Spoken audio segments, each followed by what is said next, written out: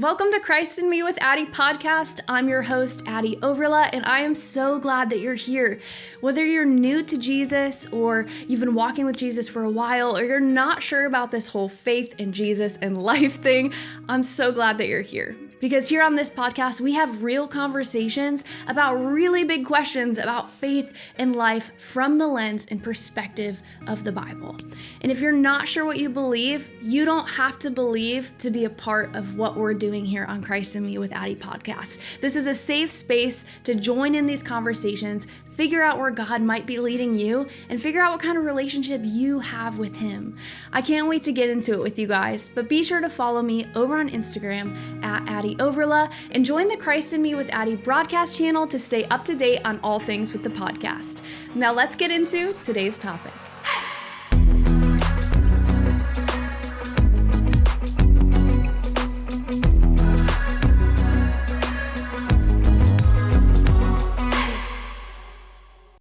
Hey everybody, and happy early Christmas. Can you believe we're in the last episode of season 3?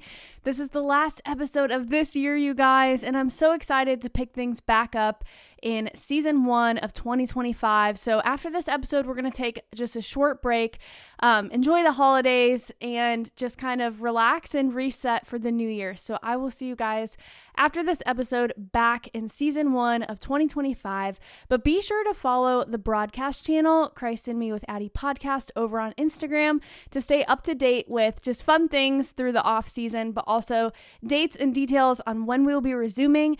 And I just love to drop some gratitude and daily prayer in there, or even just little fun questions and polls and stuff. So to stay up to date on all things Christ in Me with Addie podcast, join over in the broadcast channel. As we approach the holidays, I hope you guys enjoyed the last episode where my husband and I actually gave some thoughtful gift ideas. So if you are last minute Christmas shopping, check out the last episode that we did. I think we titled it like the ultimate gift guide, but we just talked about thoughtful gifts, non-toxic gifts if you're also looking for gifts that are safe and healthy for your family. But be sure to check that out if you missed it. For today's episode, we're going to talk about some tea, the Christmas tea that you may have never heard before. And what I think is really interesting about the story of Christmas is that so many artists and musicians and sculptors and all these different creatives have kind of taken their shot at depicting the Jesus story, the nativity, the Christmas story. And I think it's beautiful when we see, manger scenes and nativities in small sculptures that we can put around our homes, or even paintings, or even The Chosen. For those who have watched The Chosen on Netflix or whatever, wherever you've seen it, they've depicted the story of Jesus using their creative vision and creative liberties, but also their understanding of the Bible to bring it to life. But for today's episode, we're going to talk about some cool things about the Christmas story that you might not know, and that might have actually been skewed by some of these modern day depictions. I remember learning about some of these for the first time and them absolutely blowing my mind. So I'll be really interested to hear which ones you guys knew already and which ones you didn't. So be sure to leave that down in the comment section so I can see kind of what you already knew and maybe what was new to you today. I want to start by saying that is not a knock to creatives. Like, I personally am a creative, and I think art is so beautiful. I'm a creative at heart, and I'm so grateful for creativity. After all, God is the master artist. He invented creativity. Like, nothing we can do as humans is original before Him when He created every single thing that we see around us.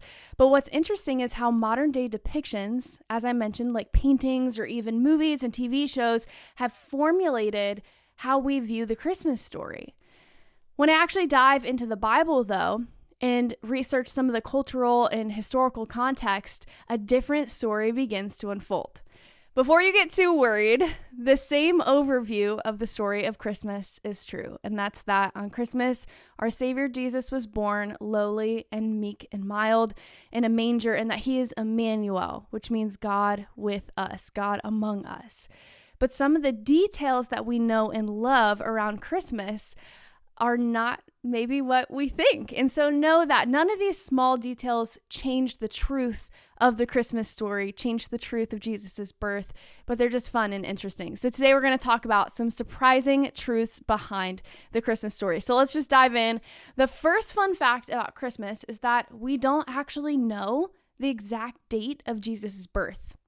The date December 25th is not in the Bible. It's not explicitly like on December 25th. It's not in the Bible. I talked about this a little bit in my episode from last year titled, Should Christians Celebrate Christmas? And I know that might seem like an oxymoron, like of course Christians should celebrate Christmas, like Christ is in both of the titles. It might seem like a weird question. It might be a question you've never thought of before, like of course I'm going to worship my Lord and Savior Jesus on Christmas. That makes no sense. But the truth is there are some people who believe that because the Bible does not explicitly specify December 25th as the exact day of Jesus' birth, that we shouldn't celebrate it.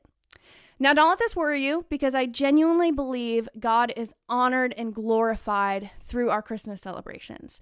Scripture even says that God inhabits the praises of his people. And so when I think about the fact that no, December 25th isn't explicitly stated in the Bible, the Christmas story is still stated in the Bible. We know the truth of how Jesus came to earth, that an angel came to Mary and foretold this before she even gave birth. All that remains true. And I really believe that when we sing out, "Oh Holy Night" on Christmas Eve, it's true. We don't know that Jesus was born that exact night, but what I do know is that on December 25th, we are reflecting on and remembering a very holy night in history. And if you'd like to know more about like how we landed on December 25th and historically why that day became Christmas, you can check out my episode, Should Christians Celebrate Christmas? Spoiler alert, I believe the answer is yes, but you can listen to that episode for yourself.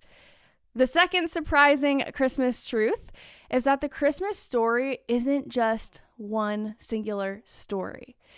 I know when we pick up books modern day, we read it from cover to cover.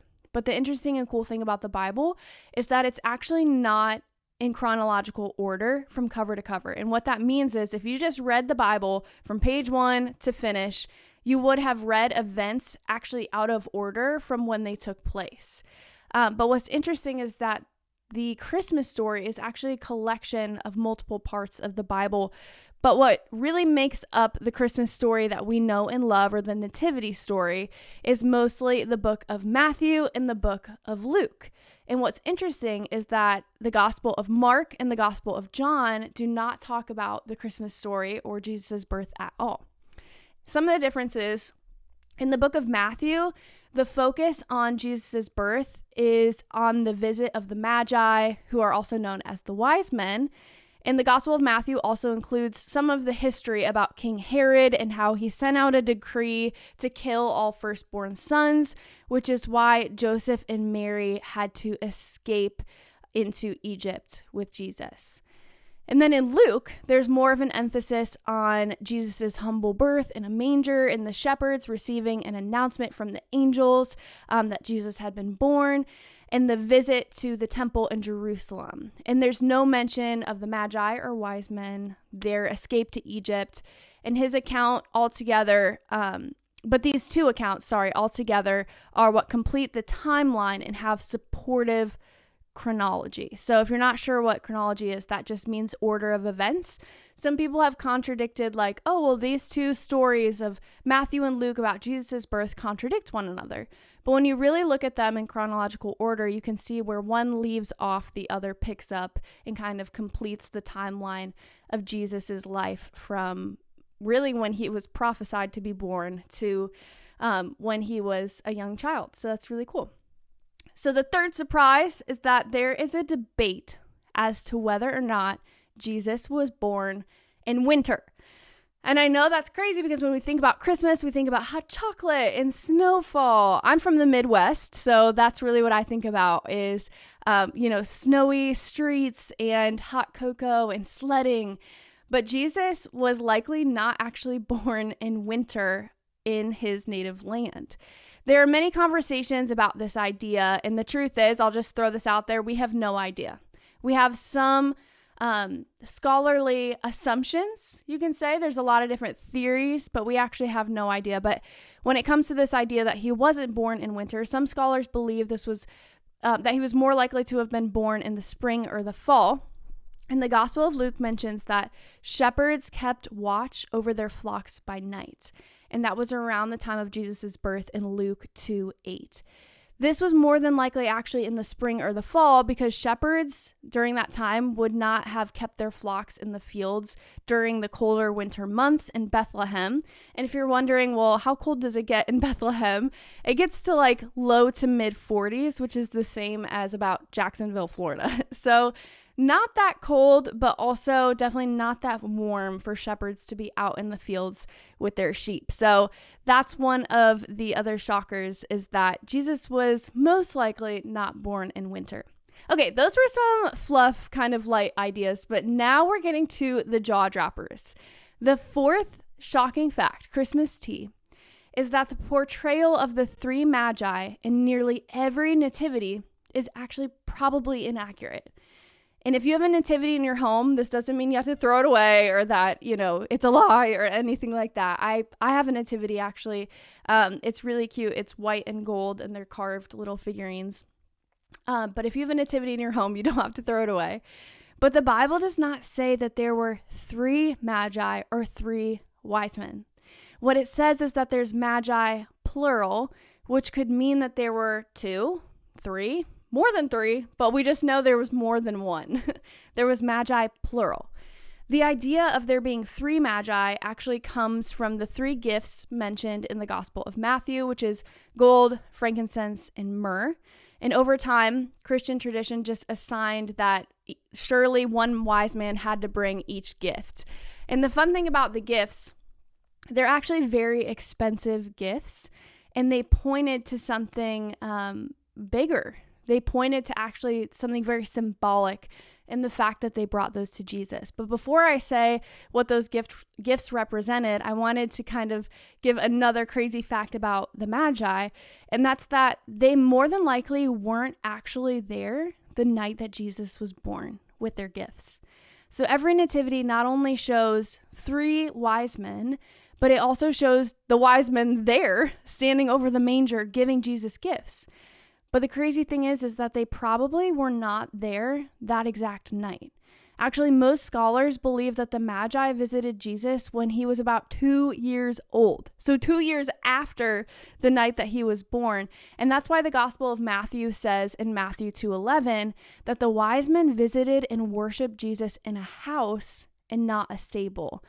And now let's talk about the gifts. So the gifts given by the Magi were gold, frankincense, and myrrh, and they're actually symbolic. So gold represents Jesus's kingship and royalty. Frankincense is a type of incense. It can also be used in burial ceremonies and things like that, but frankincense is an incense symbolizing Jesus's divinity and his role as a priest, because we know that Jesus was the ultimate priest of his day and time. And then myrrh, which is used in embalming, which symbolized Jesus's humanity and foreshadowed his death.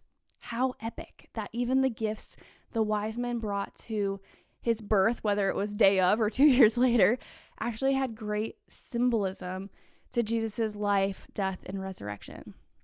These gifts are often seen, in Christian history and Christian theology and Christian depictions, but they were also highly valuable. Like, they were very expensive in the ancient world and would have been fitting offerings for a king. Another quick fun fact about the wise men is people often confuse them with the shepherds, who we also read about in the Bible. So we read about the shepherds. They had this angelic encounter where they were told of Jesus's birth in Luke 2:8-20, but the Magi, or the wise men, were different, and they're mentioned in Matthew 2:1-2. It's crazy because I remember I was like, wait, the Magi and the shepherds aren't the same? Because you think about people seeing the star and going to find Jesus because of the star. But when you actually look at biblical history and you dive into both Luke and Matthew, you start to see two separate accounts, very similar, but one was shepherds in a field and one was Magi.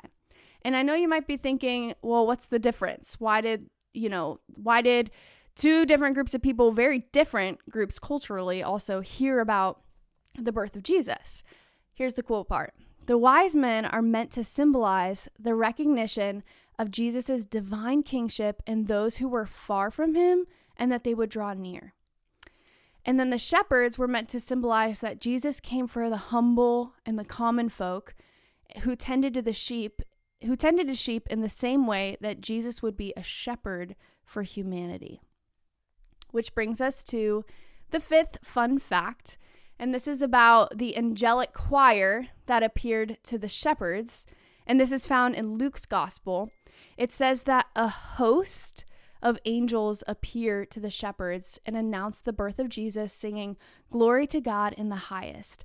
And it's often depicted as like this one angel like floating above, the shepherds in the field like, oh, but it's not quite that. What we see in the Gospel of Luke is this crazy, like awe-inspiring, dramatic, ethereal choir that's like, bam, like suddenly it's nighttime sky, and then it's like, bam, just so many angels in front of them. And the shepherds were not highly regarded in society at the time. So it's significant that the first visitors to Jesus were from the lower class, which emphasized the humble nature of his birth. So just think about that for a second. A lot of these manger depictions, nativity depictions, they have the wise men, the shepherds sometimes, and then a little angel floating above. But what we see in the Gospel of Luke is that there would have been this mass ethereal choir that appeared, and that it would have been just like fall to your knees in the glory of God, awe-inspiring. It was not quiet or serene in any way, shape, or form. It was the magnitude of glory right in front of these shepherds. All right, moving right along, the sixth fun fact is that the Star of Bethlehem was a rare astronomical event. People have tried to figure out what happened that night that the North Star was so bright, or that the star, whatever star it was, in the sky was so bright that it caused people to actually notice it up in the night sky. So the Star of Bethlehem, which is the Magi followed that star to find Jesus, is often depicted as just a bright, shining star.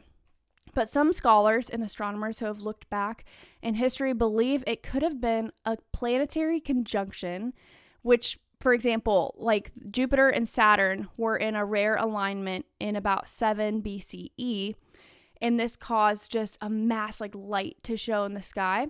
They believe it even could have been a supernova, but astronomers have studied these phenomena to determine if one could explain the star mentioned in the gospel.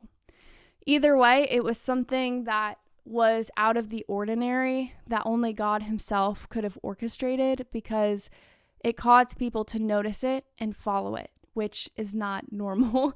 I think about the aurora borealis that we witnessed this past year, which is the northern lights that were actually visible from where I live in Ohio, and how people were, driving at all hours in the night in their cars trying to find it and see it to get to witness it. And probably something similar is what happened. Something out of the ordinary was in the sky, and people were going to witness it and see it and figure out what it was.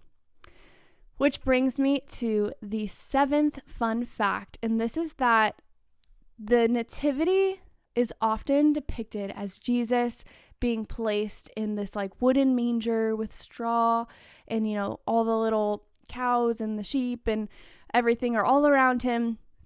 Almost every image we see of Jesus in his manger, it's always a wooden sort of trough. And I would say that this is the most common image of Jesus. I've actually never seen him in anything else. But the word manger actually comes from a Latin word, which means to chew or eat. So it's referring to a feeding trough, but not necessarily a wooden structure. But many scholars believe the manger was more than likely to have been a stone feeding trough, which would be more typical for that region where Jesus was born at the time.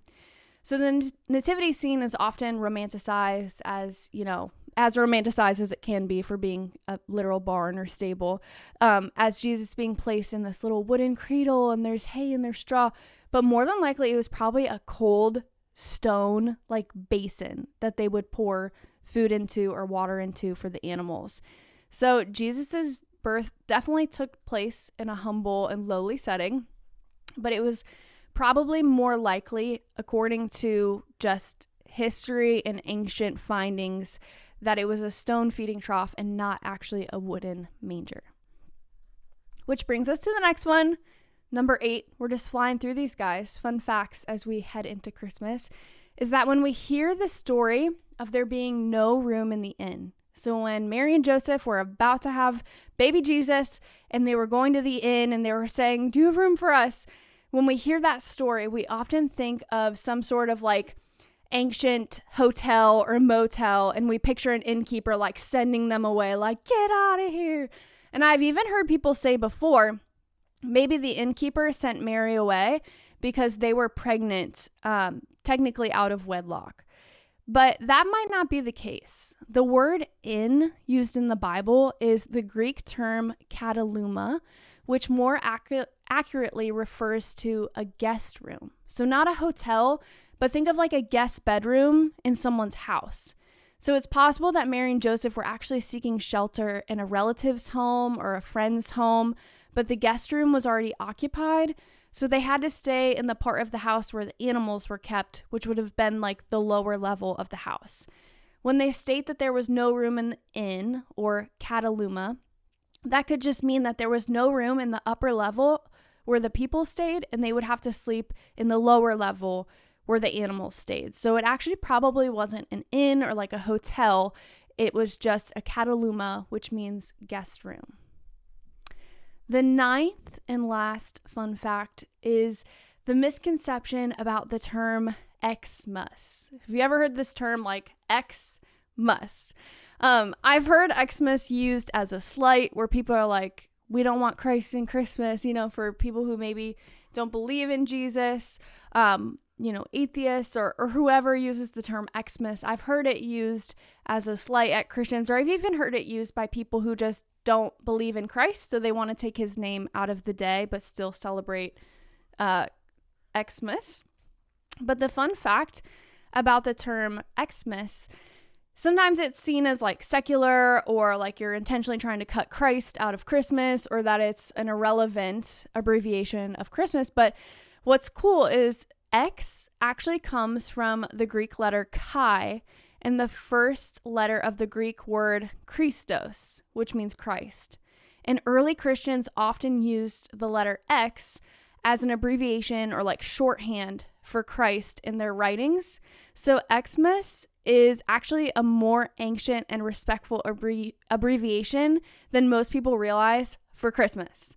So think about like Greek letters. If you've ever seen like a fraternity or a sorority, the symbol X actually represents Christ. It's a shorthand or abbreviation for Christ.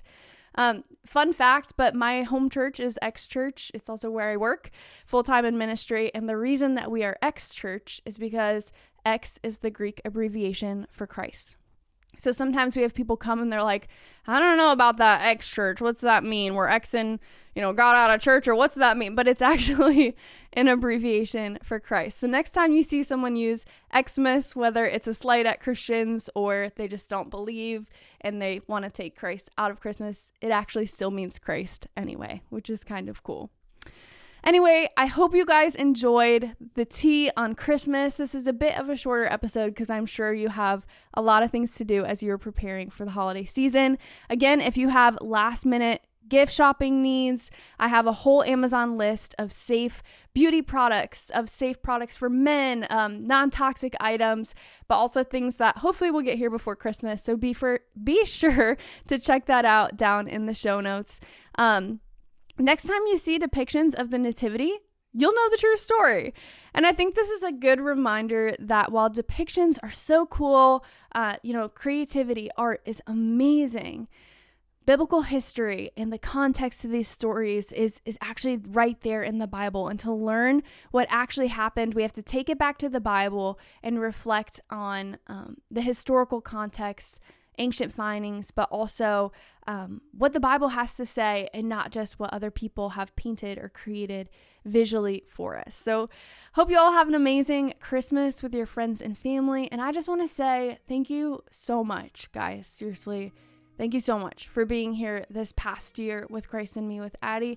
I'm just going to be really honest in saying this podcast takes a lot of my time, to research the episodes, to respond to all of you in the DMs, but it's also such a huge blessing to be able to do this. And I just want to say thank you from the bottom of my heart if you have supported the show in any way, shape, or form. And I am so excited to see you guys in 2025 for season 1.